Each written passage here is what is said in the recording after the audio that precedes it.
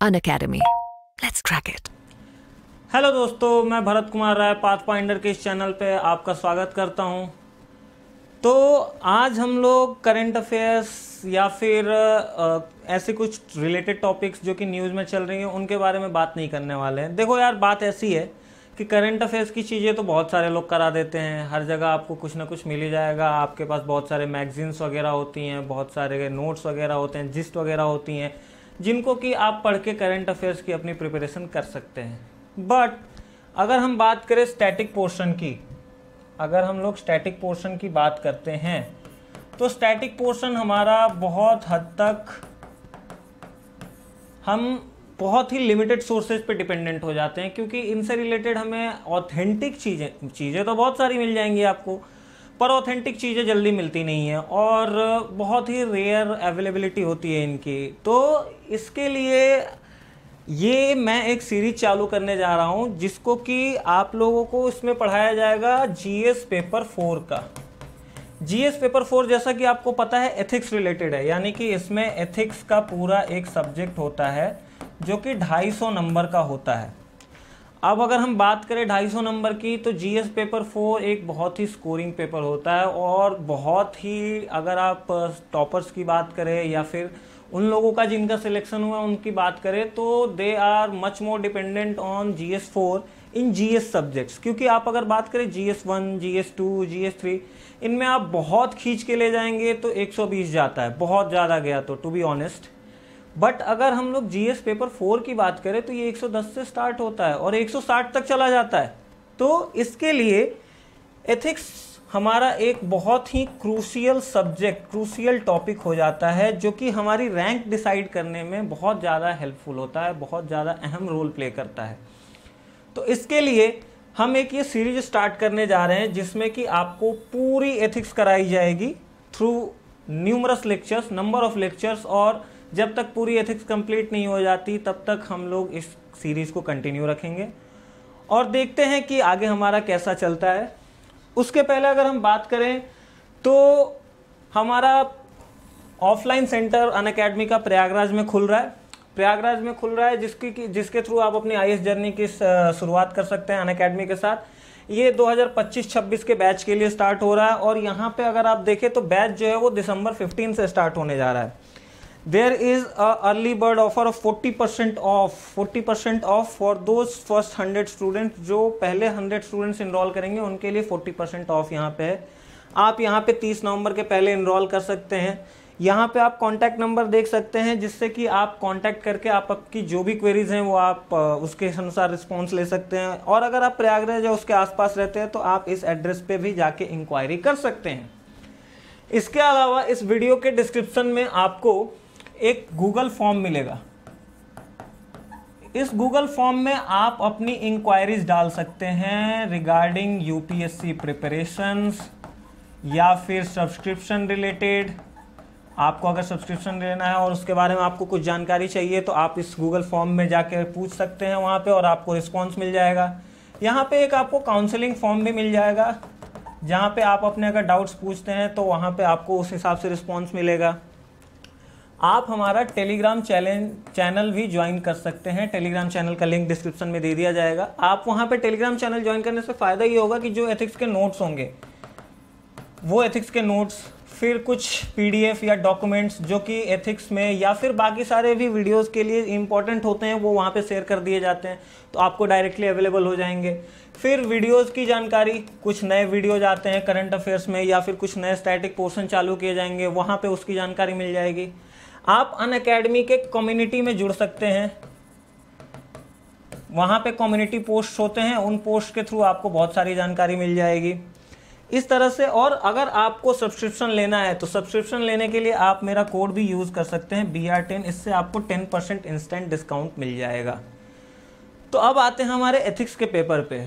तो दोस्तों, सबसे पहली बात ये होती है कि अगर हमें कोई भी स्टैटिक टॉपिक स्टार्ट करना है तो सबसे बेसिक सोर्स क्या होगा हमें जानने के लिए कि क्या पढ़ना है।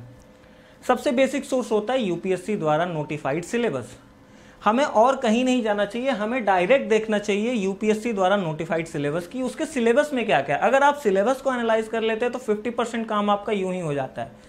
द थिंग इज कि बहुत सारे लोग यूपीएससी का सिलेबस बिना एनालाइज किए पढ़ना चालू कर देते हैं और उससे प्रॉब्लम ये होती है कि फिर वो कुछ भी पढ़ते हैं।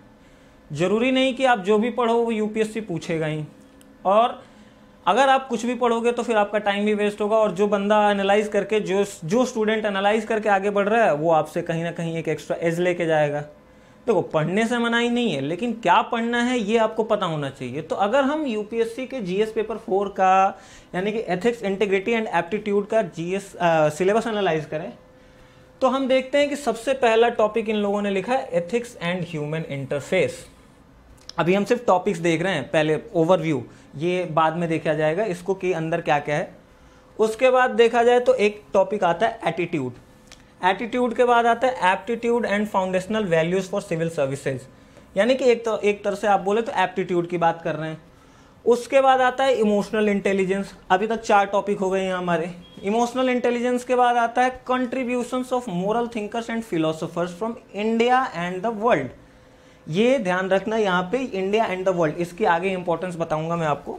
और फिर आता है पब्लिक या civil services values and ethics in public administration. ये कितने टॉपिक, 1 2 3 4 5 6 टॉपिक हो गए। फिर आता है प्रोबिटी इन गवर्नेंस, और फाइनली आता है केस स्टडीज। ये 8 टॉपिक्स एक ब्रॉड ओवरव्यू में, एक मतलब ब्रॉडली क्लासिफाइड हैं। ये यूपीएससी द्वारा क्लासिफाइड है, ये मैं खुद की नहीं बता रहा हूँ आपको कि ये यूपीएससी के नोटिफिकेशन में मिलता है, आप भी पीडीएफ डाउनलोड करके देख सकते हैं। तो ये एक्चुअली अगर देखा जाए तो इन लोगों ने इसको 8 भाग में बांटा है। अब इसको हम अपने हिसाब से बांटते हैं। अपने हिसाब से बांटने का मतलब हम इसको 7 टॉपिक्स में बांटेंगे। तो हमारा एथिक्स का जो कोर्स होगा ये 7 टॉपिक्स में होगा। Topic 1 that will be ethics and human interface, ये होगा हमारा टॉपिक 1। टॉपिक 2 हम लोग लेंगे एटीट्यूड एंड एप्टीट्यूड। देखो, मैंने क्या किया, एथिक्स एंड ह्यूमन इंटरफेस को एक टॉपिक बना दिया, फिर एटीट्यूड और एप्टीट्यूड को एक टॉपिक बना दिया। अब अगला टॉपिक क्या आएगा, इमोशनल इंटेलिजेंस। तो हमारा टॉपिक 3 हो जाएगा क्या, इमोशनल इंटेलिजेंस। टॉपिक 3 की अगर हम बात करें तो ये हमारा हो जाएगा, एक मिनट, टॉपिक टॉपिक 3 की बात करें तो ये हो जाएगा हमारा इमोशनल इंटेलिजेंस। फिर आते हैं टॉपिक 4 पे। तो आप देखो यहां पे क्या था, एटीट्यूड, एप्टीट्यूड, इमोशनल इंटेलिजेंस। अब टॉपिक 4 क्या होना चाहिए, अगर आप सिलेबस के हिसाब से जाएंगे तो टॉपिक 4 होना चाहिए वैल्यूज इन सिविल सर्विसेज। हम लोग ऐसे बांटते हैं इसको, वैल्यूज इन सिविल सर्विसेज। फिर आते हैं टॉपिक 5 पे। अब हमने ये 4 टॉपिक तो बांट लिए, तो टॉपिक 5 क्या होना चाहिए, probity in governance.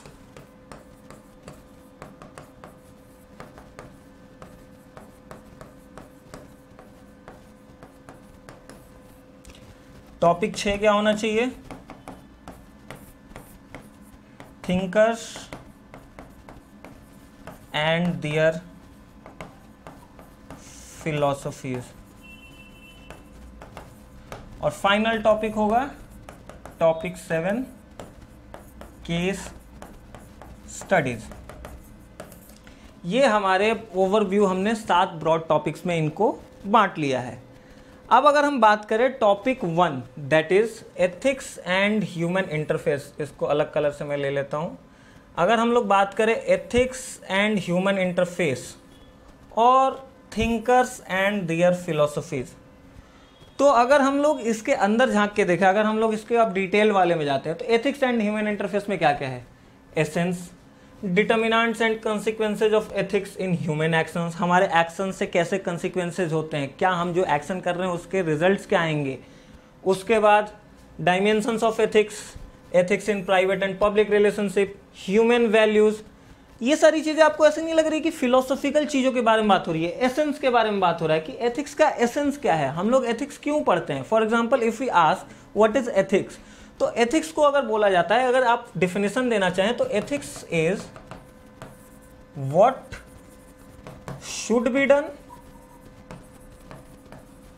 And what should not be done. तो इस एसेंस की अगर हम बात करें तो आपको ऐसा नहीं लगता कि ये जो एसेंस है ये फिलॉसफी की बात कर रहा है, ये एथिक्स के पीछे की फिलॉसफी क्या है ये जानना चाहता है। डिटर्मिनेंट्स एंड कंसिक्वेंसेज, ये बताना चाहता है कि हम लोग कोई एक्शन करते हैं तो उसके क्या कॉन्सिक्वेंसेज आते हैं, क्या रिजल्ट्स होंगे, हमें कौन सा एक्शन करना चाहिए, कौन सा एक्शन नहीं करना चाहिए, what should be done, what should not be done. तो एक तरह से ये फिलॉसफी की बात करता है, तो ये एक कोर फिलॉसफी का पार्ट हो जाता है। जैसे कि सेम यहाँ पे अगर आप देखें तो दूसरा अगर हम लोग देखें तो थिंकर्स एंड देयर फिलोसफीज। अब ये तो साफ साफ बोल रहा है कि फिलोसफीज के बारे में पढ़ लो, जो थिंकर्स ने बता के गया है कि एथिक्स में क्या होना चाहिए, कैसे वो सोसाइटी रहनी चाहिए, कैसे एक ह्यूमन बिहेवियर होना चाहिए। तो ये तो इन दो टॉपिक्स को, यानी कि अगर हम बात करें तो टॉपिक 1 प्लस टॉपिक 6, ये हैं कोर फिलॉसफीज। इसमें हम लोग प्योर फिलॉसफी की बात करेंगे, एसेंस के बारे में बात करेंगे। हम लोग ये जानने की कोशिश करेंगे कि एक्चुअली एथिक्स का मतलब क्या होता है, एथिक्स इस हमारी लाइफ में क्यों जरूरी है। अब आते हैं टॉपिक 2 एंड 3, इसको मैं अलग कलर से ले लेता हूं for ease. Attitude and aptitude and emotional intelligence. अब इसके अंदर आते हैं, हम लोग देखते हैं एटीट्यूड। एटीट्यूड में its content, what is the content of attitude, what is the structure of attitude, what is the function, its influence and relation with thought and behaviour, moral and political attitudes. तो एक तरह से आपको ये नहीं लग रहा कि ये हमारे मेंटल स्ट्रक्चर की बात कर रहा है, हमारा मेंटल ऑरा, हमारा मेंटल बिल्ड कैसा है इसके बारे में बात कर रहा है। सेम चीज एप्टीट्यूड के साथ है कि हमारी इंटीग्रिटी कैसी होनी चाहिए, इम्पार्शियलिटी क्या है, उसके बाद ऑब्जेक्टिविटी क्या है, डेडिकेशन टू पब्लिक सर्विस, ये हमारे मेंटल थॉट प्रोसेस के बारे में बात कर रहा है। तो एक तरह से ये हमारी साइकोलॉजी के बारे में बात कर रहा है। तो अगर हम देखें तो यहाँ पे एटीट्यूड एंड एप्टीट्यूड, और सेम चीज with emotional intelligence. Emotional intelligence is like how intelligent you behave और how intelligent decisions you take when you are emotionally active. For example, अगर आपको एक नॉर्मल इंसान के बारे में कोई डिसीजन लेना हो और वही डिसीजन आपको अपने किसी फैमिली मेंबर के बारे में लेना हो, तो आप कैसे रिएक्ट करते हैं, आपका बिहेवियर, आपका डिसीजन, आपका स्टैंड कैसे बदल जाता है, दैट इज इमोशनल इंटेलिजेंस। तो ये एक तरह से अगर हम लोग देखें तो ये साइकोलॉजी के बारे में बात कर रहा है। तो अगर हम यहाँ पे लिखें topic 2 and 3, these are talking about psychology of human। उसके बाद I think yellow colour is not much visible, let me take another colour. यहाँ पे मैंने लिखा हुआ है topic 2 and 3 are talking about psychology of human mind। तो एक तरह से हमने ये देख लिया। Now come to the next topics. Topic 4 values in civil services and topic 5 probity in governance. इसको मैं क्या करता हूं, इसको एक नाम दे देता हूं टॉपिक 1 प्लस टॉपिक 2 को टॉपिक 1 प्लस टॉपिक 6 को, और टॉपिक 2 और टॉपिक 3 को नाम दे देता हूं बी। अब एक बार आपने फिलॉसफी जान ली, आपने अपने मेंटल स्ट्रक्चर को जान लिया। अब एक चीज़ और आपको बताना चाहूँगा मेंटल स्ट्रक्चर के बारे में। जैसे आप देखो मेंटल स्ट्रक्चर के जानने की, एटीट्यूड को अगर हम लोग एक एक्सपैंड करते हैं तो एटीट्यूड 2 टाइप के हो जाएंगे। आप अगर सिविल सर्वेंट बन जाते हैं तो सिविल सर्वेंट बनने के साथ एक इलिटिस्ट एटीट्यूड आता है, आप खुद को इलाइट मानने लगते हो, इलीट मानने लगते हो, आप एक अलग कैटेगरी में आ जाते हो। लेकिन वहीं सोसाइटी का स्टेटस क्या है, एटीट्यूड का प्रिजुडिस्ड है। तो जब तक आपको पता नहीं होगा कि आपका एटीट्यूड कैसा होना चाहिए, एटीट्यूड बिहेवियर से कैसे मैच करता है, एटीट्यूड कैसा मतलब बिल्ड करना चाहिए हमको एलिटिस्ट नहीं होके और एक नॉर्मल पर्सन बनना है और सोसाइटी की प्रेजुडिस भी साथ साथ खत्म करनी है। तो ये चीज़ें आप कब जान पाओगे, जब आप एटीट्यूड के बारे में पढ़ोगे। और ये चीज़ें आप कब पढ़ोगे, जब आप अपनी साइकोलॉजी जानते हो, आप अपनी मेंटल बेंट को जानते हो कि मेरा मेंटल बेंट कैसा है। तो एक तरह से ऐसा देखा जाए तो एटीट्यूड और एप्टीट्यूड ये साइकोलॉजी में आते हैं, तो उसको मैंने एक कर दिया एटीट्यूड, एप्टीट्यूड और इमोशनल इंटेलिजेंस को बी।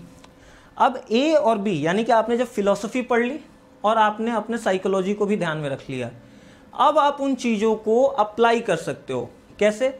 आपने फिलॉसफी पढ़ी क्या होना चाहिए क्या नहीं होना चाहिए, आपने साइकोलॉजी पढ़ी कि मेरा बेंट ऑफ माइंड कैसा है, मैं क्या कर सकता हूँ, मेरे हाथ में कितनी पावर है और वगैरह वगैरह, और फिर आपने उस चीज़ को अप्लाई किया और फिर वो निकल के आता है वैल्यूज़ इन सिविल सर्विसेज के तौर पे।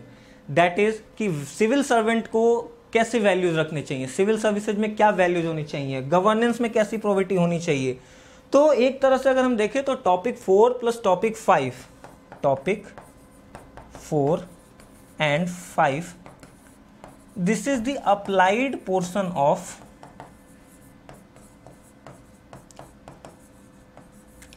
A and B, यानी कि 1, 2, 3 और 6 इन सबको मिला के टॉपिक 4 and 5 में अप्लाइड है।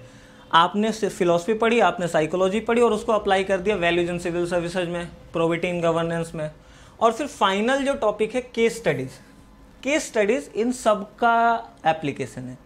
केस स्टडीज सब का एप्लीकेशन है, 1, 2, 3, 4, 5, 6 का एप्लीकेशन जाके केस स्टडीज में आ जाता है। तो अगर मैं नंबर वाइज बात करूं तो 130 नंबर का होता है ये थियोरी पार्ट, यानी कि ऑलमोस्ट अराउंड 130 नंबर का ये 1 से 6 तक, और 120 नंबर का होता है केस स्टडीज। तो आप खुद देख लो कि एक अकेला टॉपिक कितनी इंपॉर्टेंस लेके बैठा हुआ है केस स्टडीज। क्यों? क्योंकि ये सारे जितने भी आप चीजें पढ़ोगे थियोरेटिकली उन सब का एप्लीकेशन होता है, और उनका एप्लीकेशन होने की वजह से आप एक तरह से देखो, इसमें केस स्टडीज में ऐसी चीजें हैं कि केस स्टडीज एक्चुअली वो चीजें हैं कि ये आपकी डिसीजन मेकिंग पावर को चेक करता है।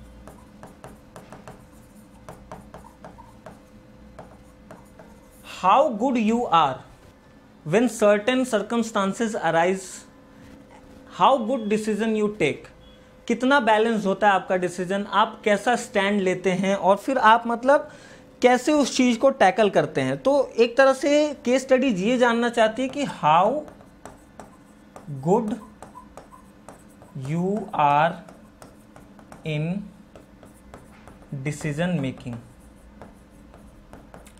And since you are going to be a civil servant, तो आपको हर कदम पे डिसीजन लेने होंगे, और जब आपको हर कदम पे डिसीजन लेने हैं तो आपकी ये एबिलिटी यूपीएससी को पता होनी चाहिए कि आप कितने अच्छे तरीके से डिसीजन ले पाते हैं। अगर ये डिसीजन लेने में आप कुछ गलती कर देते हैं, यानी कि अगर आप यहाँ पे केस स्टडीज़ को अच्छे से नहीं पढ़ के जाते हैं, या फिर आप अपना दिमाग नहीं लगाते हैं, आप अपने स्टैंड को क्लेरिफाई नहीं कर पाते हैं, तो यूपीएससी को समझ में आ जाता है कि this person has no ability to make decisions and that's why he is not fit और able to be selected for the UPSC. तो एक तरह से अगर हम बात करें तो ये ऐसे चलता है। अब अगर थोड़ा सा हम लोग सोर्सेज की बात कर लें, इसको मैं इरेज कर देता हूँ। अगर हम लोग सोर्सेज की बात कर लें, ये तो हो गया था सिलेबस की बात। अगर हम लोग सोर्सेज की बात करें तो सोर्सेज में देखो, सबसे तो पहले एक आता है बेसिक सा सोर्स आता है lexicon, but lexicon is not sufficient, to be honest, to be blunt, lexicon is not sufficient. Lexicon actually core philosophies पे ज़्यादा ध्यान देता है। कोर फिलोसफीज यानी कि हमने जो देखा था, आपको दिखाता हूं मैं, हमने जो यहाँ पे देखा था टॉपिक 1 एंड टॉपिक 6, यानी कि ethics and human interface and thinkers and their philosophies. Lexicon इन पे ज़्यादा ध्यान देता है। दूसरे कुछ और सोर्सेज हैं, फॉर एग्जांपल एक आती है बुक वैल्यूज इन एडमिनिस्ट्रेशन।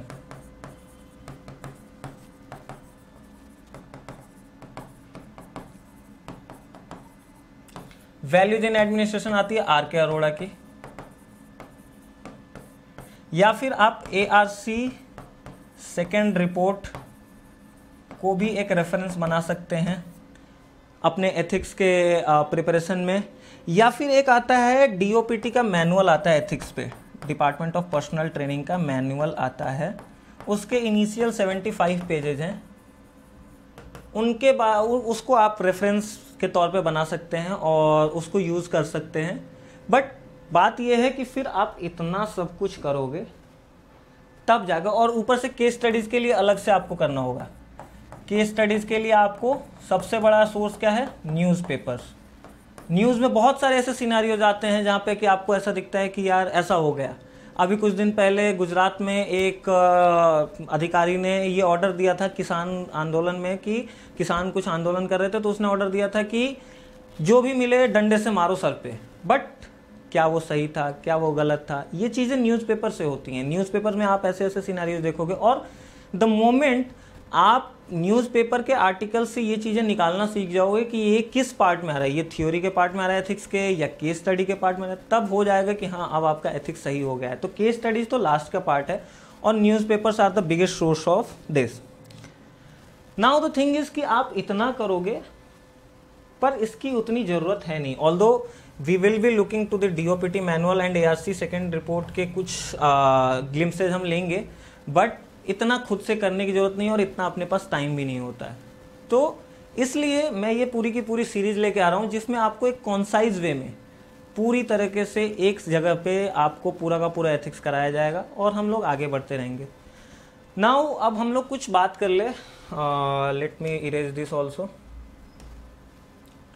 अगर हम लोग कुछ बात करें कि एथिक्स में कैसे आंसर लिखा जाता है, या फिर आज हम लोग कुछ पढ़ेंगे नहीं, बस थोड़ा सा ओवरव्यू लेंगे और कि कैसे एथिक्स का क्या है। एथिक्स के जैसे हमने सिलेबस देखा, एथिक्स में कैसे अप्रोच करनी चाहिए। बट अब आंसर राइटिंग, सिंस ये मेंस का पेपर है तो answer writing is the most important aspect of mains paper. देखो बात ये है, एथिक्स हम सब में होती है, कोई बिना एथिक्स के जिंदा नहीं रह सकता। बट द थिंग इज कि what kind of ethics I have, जो मेरे में एथिक्स है वो किस प्रकार का है, हाउ राइट इट इज, और हाउ पहले तो देख लो how right it is, and second if it is right how can I apply it in administration. ये तीन एस्पेक्ट्स को अगर आप ध्यान में रख के चलते हो तो आपके आंसर्स बहुत सही लिखे जाएंगे। सबसे पहला, किस प्रकार का एथिक्स मेरे अंदर है, जो मेरे बचपन से मेरा डेवलपमेंट हुआ है, किस प्रकार का एथिक्स है, कितना सही है, वो सही नहीं है तो फिर क्यों गलत है, और उसको मैं कैसे एडमिनिस्ट्रेशन में अप्लाई कर सकता हूँ। ये तीन चीज़ें आपकी अगर क्लियर हैं तो आपके आंसर ऑटोमेटिकली लिखे जाएंगे। आपको थ्योरी पढ़ने की भी उतनी ज़रूरत नहीं है। टू बी ऑनेस्ट बात करूँ तो मैं, अगर आपको एथिक्स एक ऐसा पेपर है कि अगर आपके एथिक्स क्लियर हैं, आपके internal ethics, internal morals, internal values clear हैं, तो आपको बस एक ओवरव्यू देखना है और फिर जाके आंसर लिखना है। आंसर राइटिंग का फॉर्मेट बस पता होना चाहिए। बट अगर आपका एथिक्स क्लियर नहीं है कि आपके अंदर किस प्रकार का एथिक्स है, आप किस तरह से सोसाइटी को देखते हो, आपके अनुसार सोसाइटी कैसी होनी चाहिए, तो फिर आपको ये ज़रूरत पड़ेगी लेक्चर्स की, और आपके लिए कठिन भी होगा। बट नो वरीज, आगे हम सब कराएंगे, हम लोग पूरा एक एक चीज़ देखेंगे अच्छे से। Now coming to the next part कि एथिक्स में गुड आंसर्स कैसे लिखे जाते हैं। तो सबसे पहले कि एथिक्स जो है, this is all about critical thinking. आपके अंदर एक critical thinking bent of mind होना चाहिए। दो टाइप की थिंकिंग होती है, एक होती है रेडीमेड थिंकिंग,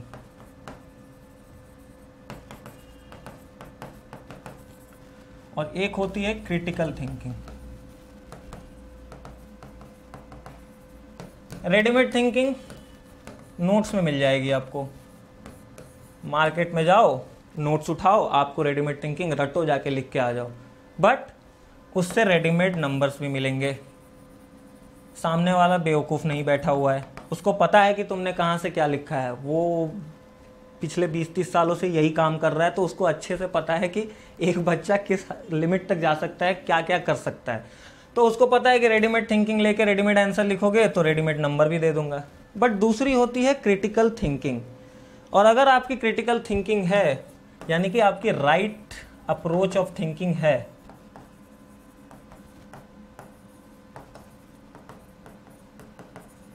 तो आपको राइट नंबर्स भी मिलेंगे। सारा खेल नंबर्स का है। ऑल्दो बात तो हम एथिक्स की कर रहे हैं, बट यहाँ पे अगर हम लोगों का मेन मोटो देखा जाए तो नंबर्स ही है, तो सारा खेल नंबर्स का है। तो अगर हमारा राइट थिंकिंग है, राइट अप्रोच है, तो हमको नंबर भी अच्छे आएंगे। अब बात करते हैं कि गुड आंसर्स कैसे लिखे जाएंगे। तो एक हेडिंग बना लेंगे हम लोग, गुड आंसर्स। गुड आंसर के 3 एस्पेक्ट होंगे, theory plus practice plus philosophy. और ये बार बार फिलॉसफी से आप घबराइएगा मत कि अरे फिलॉसफी बैकग्राउंड का जो होगा उसको तो इसमें एक एक्स्ट्रा एज मिल जाएगा, ऐसा कुछ नहीं है। मैं बताता हूँ अभी फिलॉसफी बैकग्राउंड वालों के साथ भी क्या होता है। तो थियोरी, प्रैक्टिस और फिलॉसफी। अब थ्योरी में देखो, थ्योरी में ऐसा होना चाहिए कि आपको प्रिसाइज डेफिनेशन पता होना चाहिए किसी भी चीज़ का। जैसे मैंने आपको बताया एथिक्स का definition, what should be done, what should not be done, ये एक लाइन की डेफिनेशन है, बट ये प्रिसाइज डेफिनेशन है। तो आप पहले तो क्या करो कि जो चीज़ें हैं थ्योरी में उनको नो द डेफिनेशन, उनका डेफिनेशन जानो। आप रट सकते हो, रटो, आप समझ के समझना चाहते हो, आप उसको याद करना चाहते हो, समझो, बट प्रिसाइज डेफिनेशन होना चाहिए। दूसरा, ल्यूसिड एक्सप्लेनेशन ऑफ थ्योरी होना चाहिए। अब ये कैसे आएगा? तो ये आएगा प्रैक्टिस से। अगर आप कॉन्टिन्यूसली प्रैक्टिस करते रहोगे तो आपका ऑटोमेटिकली ल्यूसिड एक्सप्लेनेशन आ जाएगा। और practice makes a man perfect वाली चीज़ हर जगह लागू होती है। तो आप प्रैक्टिस करते रहोगे और उसके बाद आप उसको इम्प्लीमेंट कर पाओगे। तीसरा, able to relate with examples. बहुत लोग क्या करते हैं, सिर्फ थ्योरी थ्योरी थ्योरी थ्योरी लिख के आ गए, एग्जाम्पल कुछ दिया ही नहीं, नंबर भी उसी हिसाब से मिलेंगे। सीधी सी बात है, यूपीएससी इन चीज़ों में बहुत ब्रंट है। उन चीज़ों में वो नंबर डायरेक्टली काटता है, जहाँ पे उसको दिख रहा है कि आप मेरी रिक्वायरमेंट्स फुलफिल नहीं कर रहे हो तो वो सीधा नंबर काटेगा। तो आपको जो भी थ्योरी आप पढ़ रहे हो उसको एग्जाम्पल्स के साथ रिलेट करना आना चाहिए। और ये कैसे होगा? आप न्यूज़ देखो, सोशल साइट्स वगैरह कुछ होती हैं, ऑल तो सोशल साइट्स पे तो ज़्यादा जानी नहीं चाहिए, बट आप वहाँ से भी कुछ कुछ एक्सट्रैक्ट कर सकते हो। और दूसरा फाइनल जो चीज़ है कि विथ रेफरेंस टू फिलोसोफर्स आपको चीज़ें लिखनी पड़ेंगी, with reference to philosophers and linking with their philosophies. जो भी चीज़ लिख रहे हो आपका क्लियर कट रेफरेंस होना चाहिए कि ये फिलोसोफर ने यहाँ पे ये कहा था और उसकी ये फिलोसफी थी। आप खुद से चीज़ें नहीं लिख रहे हो यहाँ पे। अभी मैंने क्या लिखा? Precise definition. प्रिसाइज डेफिनेशन आप नहीं देते हो, प्रिसाइज डेफिनेशन पहले से दी हुई हैं, इन्हीं फिलोसफर्स द्वारा दी हुई हैं। लूसिड एक्सप्लेनेशन करनी है आपको, तो जब तक आप फिलोसोफर को एक्सप्लेन नहीं करोगे तब तक आप उस चीज़ को एग्जाम्पल से या फिर कैसे भी करके समझा नहीं पाओगे। तो आपको फिलोसोफर्स का रेफरेंस तो देना ही देना है। बट यहाँ पे भी ध्यान रखना, अब ऐसा नहीं करना कि चावल दाल के साथ सांभर मिला देना। पूछा कुछ और है और किसी और फिलोसोफर का नाम लिखा है, विजडम की बात कर रहे हैं और हिटलर का नाम लिखा है आप लोग, तो फिर वो गड़बड़ हो जाएगी। तो एक तरह से आपको फिलोसोफर का रेफरेंस जो है वो समझ में आना चाहिए कि कौन से फिलोसोफर का रेफरेंस कहाँ देना है, किस आंसर में हम लोग कैसे देंगे, तो ऐसा होगा। और लिंकिंग विद दियर फिलोसफी। अब मैं आपको जो बता रहा था कि बार बार मैं जो फिलोसफी की बात कर रहा हूँ, फिलोसफी बैकग्राउंड के बच्चों को extra edge. The thing is कि फिलोसफी बैकग्राउंड के बच्चे भी क्या करते हैं, दो फिलोसफीज हैं, एक यूटिलिटेरियन और एक है डीओंटोलॉजिकल। इसको टेलियोलॉजिकल भी बोलते हैं। टेलियोलॉजिकल मतलब पर्पस बेस्ड, कि किसी भी काम को करने का पर्पस क्या है। आप कोई काम कर रहे हो तो वो क्यों कर रहे हो, इसको एक और नाम देते हैं कंसिक्वेंशियलिस्ट।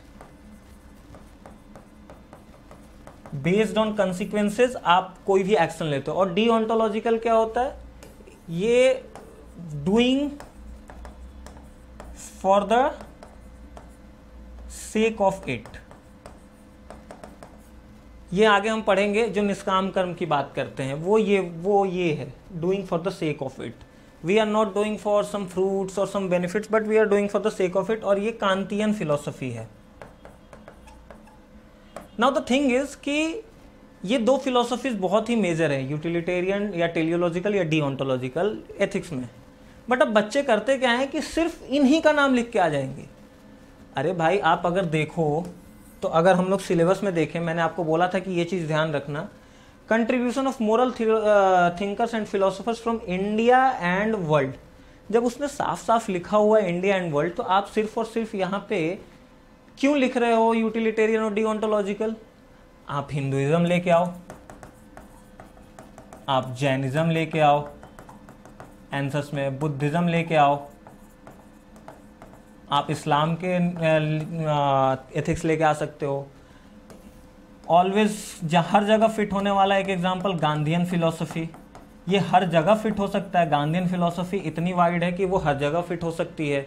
औरबिंदो की फिलॉसफी है, औरबिंदो की एक फिलॉसफी है, उसको लेके आओ आप अपने आंसर्स में। तो आप अगर इतना वाइड अप्रोच नहीं रखोगे, आप अपना क्रिटिकल बेंट ऑफ माइंड नहीं खोलोगे, तो आपका फिर आंसर एवरेज रह जाएगा और मार्क्स एवरेज आएंगे। तो बार बार एक चीज़ मैं बात कर रहा हूँ कि आपको अपना critical bent of mind open करना पड़ेगा, आपको खुले दिमाग से सोचना पड़ेगा, आपको चीज़ें एथिक्स में, अब एथिक्स को एक अलग सब्जेक्ट की तरह नहीं मान के चलना है, आपको इन्वायरमेंट के साथ जोड़ना चाहिए, आना चाहिए, दैट इज़ इन्वायरमेंटल एथिक्स।